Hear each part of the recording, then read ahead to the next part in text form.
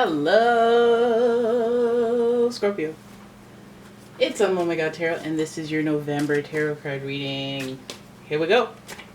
Starting with the astrology reading cards, we're going to check out what kind of... Check out seems like the wrong words, but you know what I mean, Scorpio.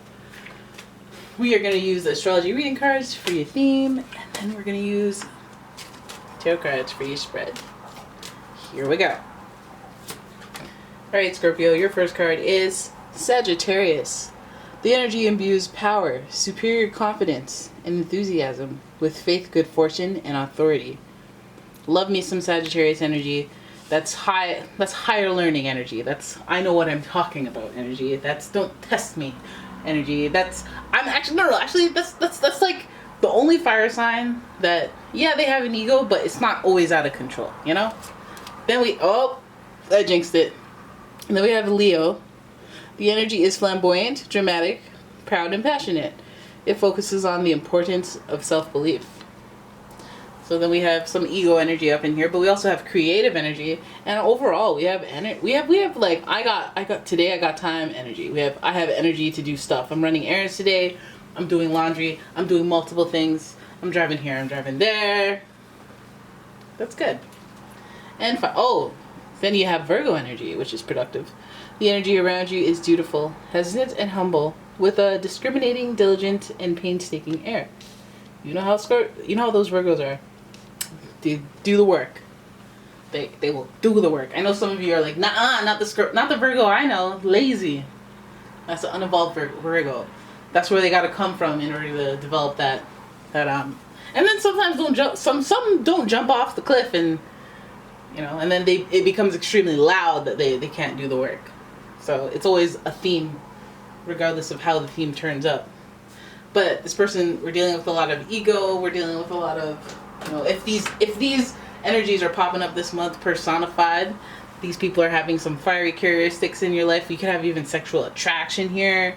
The red light special one, and Virgos are very sexual as well. Don't let the Virgin, association fool you. There's communication here. There's a sense of self, learning about yourself, and some spirituality. There's a little bit of spirituality amongst these flames, right? But let's have a look for November. Let's have a look at you, Scorpio. What's going on? I know I keep saying what's going on a lot. I can't stop. Somebody help. Okay, so here we go with your spread. We're going to see what Scorpios need to know this month, what's coming up, what stands out, what's loud.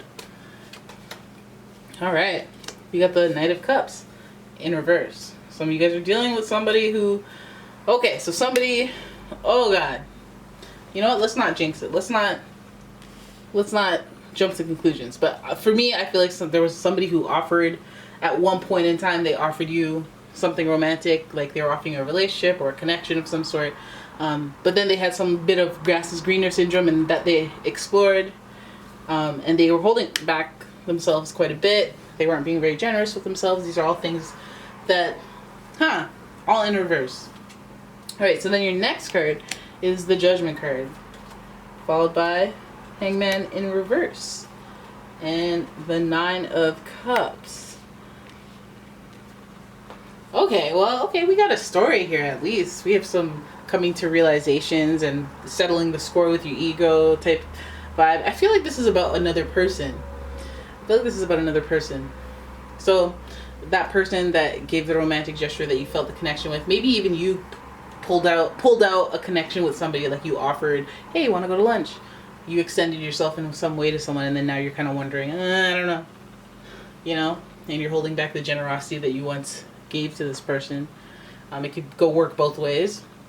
And then we have the Judgment card, having a transformation, having an evolution, something that was dead being reborn. If you feel me on that. And it has to do with the ego. Perhaps one of you was not invested, or one of you was invested because of the ego, or insurgence of energy in the ego, a chakra blockage in the ego, in the crown chakra? No, the third eye? No, which one's the ego? Sacral, solar plexus, all of them. Blockage.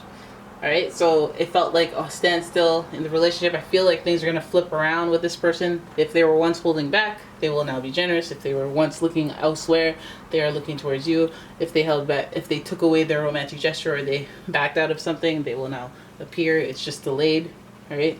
Feels like that's why they're there. We have rebirth. So that also makes me feel like there's a regeneration here. What was no longer will become.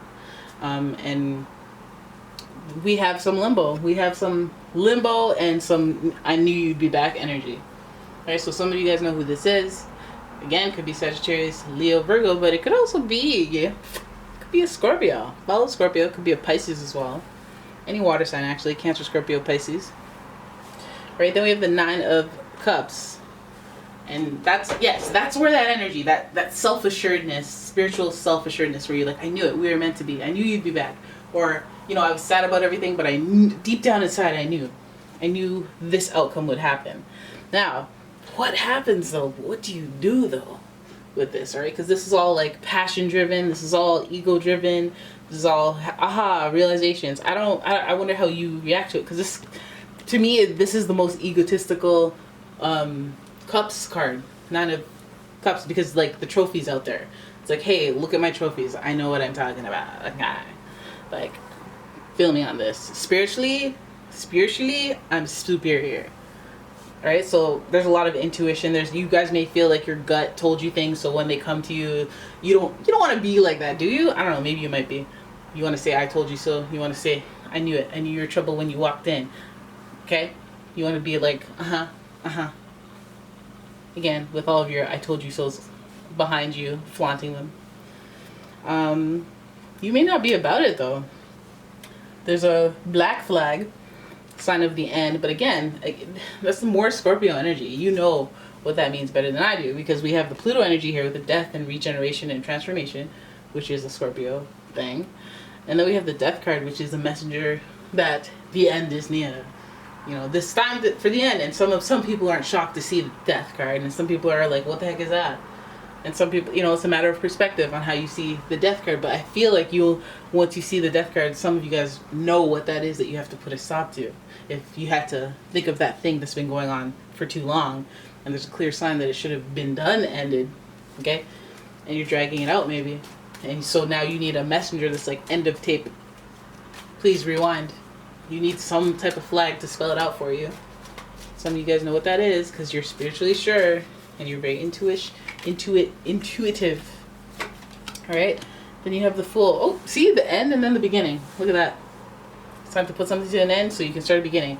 And I also feel like this has something to do with the full moon, because as I've learned is that the full moon is a better manifester than the new moon. And I know it sounds really weird, and obviously a lot of people know about this full moon, but I find that when you let go of things, just naturally other things come to you. Things sometimes that you've always wanted. It's just releasing things, releasing your energy, releasing your thoughts about a certain topic that hurts you isn't easy, but when you do, it's just like, whoo, new journey here, new journey there, new journey left and right. All right, and finally we have the Five of Cups.